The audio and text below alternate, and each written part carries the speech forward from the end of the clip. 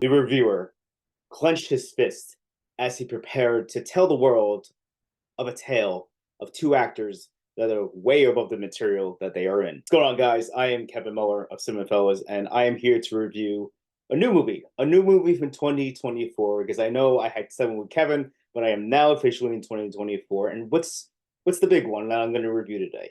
It is called Miller's Girl, and I figured I would review this because next week Jenna Ortega's name is going to be everywhere, everywhere. You're going to see her everywhere because she is going to be in Beetlejuice.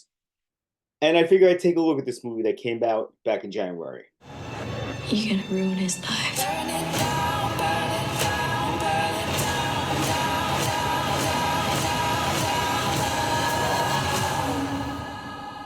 In your own words, how did it start?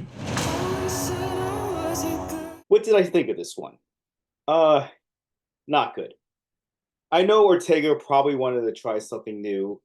She's a very pretty girl, and so she latched onto her project where she can be kind of the seductive femme fatale type role. So in Miller's Girl, Ortega plays Cairo Sweet, a young writer who's in high school who is very close with her teacher, Jonathan Miller, who was once a respected author, but since he started teaching and got married, he's kind of lost his drive to write something new.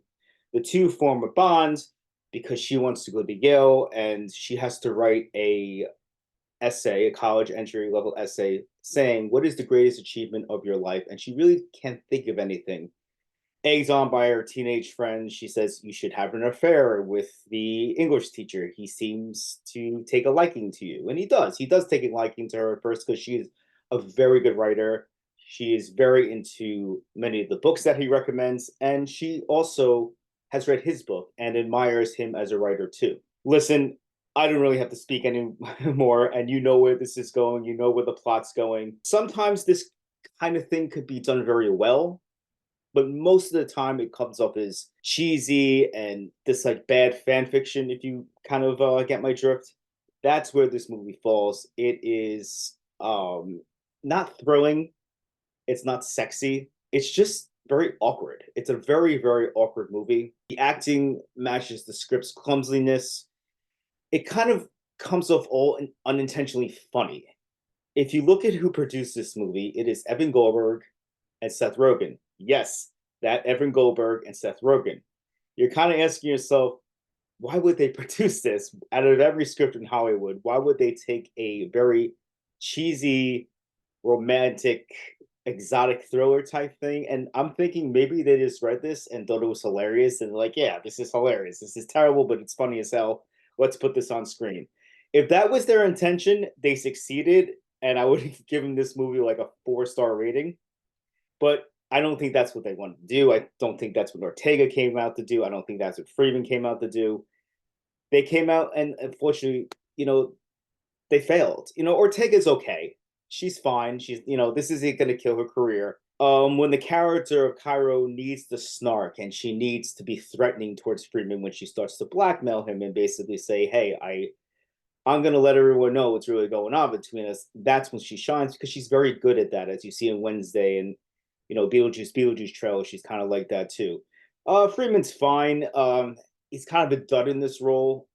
Both of them have zero chemistry, and I don't know. It's just he's such a coward in the movie that it's hard to connect with him, and it's hard to basically feel bad for him when things start going awry. At times, this kind of felt like a parody of like terrible fan fiction that maybe you would see like on a skit on SNL.